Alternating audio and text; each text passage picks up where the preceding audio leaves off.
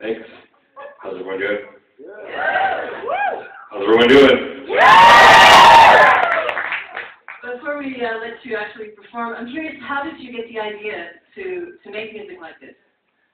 I always had a knack for mimicking sounds and growing up doing impersonations, and like I'd come home from school and make fun of my teachers, and I had a really good memory. Like I'd watch a movie once and want to quote all the lines from it, and then it just turned into mimicking music and drum sounds and melodies and listening to lots of music to get ideas. How did you figure out how to do it? I think that I think like guys, like little kids who are younger, they just make sounds naturally, while girls are playing with their Barbies. I don't know, like we were just doing like sounds, and I just always did that, and I wasn't trying to, like throw girls in the category that only play with Barbies. I'm sure you did cool things too.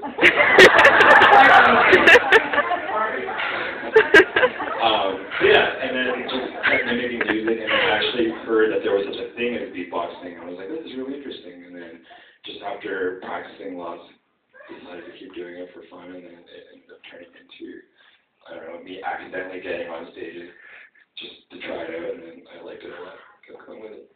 Okay, can hardly wait. Shamik, the human beatbox, everybody.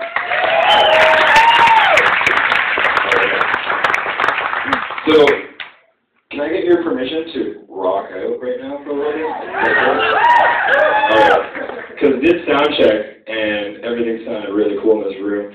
I just want to say a couple of things. It might be the first time you're ever seeing beatboxing, so there's no real right or wrong thing to do here. Like if you want to get down and groove, cool. If you want to like look at your neighbor, be like, go ahead. And throughout the show, I'll tell you a little bit about myself. And yeah, so I got into beatboxing, and then listened in the 80s. There was a lot of beatboxers that kind of made a name for themselves, so that's kind of, I started doing my homework and learning about, there was groups like the Fat Boys and Dougie Fresh. If you ever seen the movie Beat Street, it was kind of like this really big movie to showcase hip-hop culture, and Dougie Fresh did this really crazy clicking sound, and I was like, what is he doing? And then, yeah, and then in the 90s, there was a beatboxer named Rozelle, who I'm sure most people have heard of if they've heard anything about beatboxing. Ready?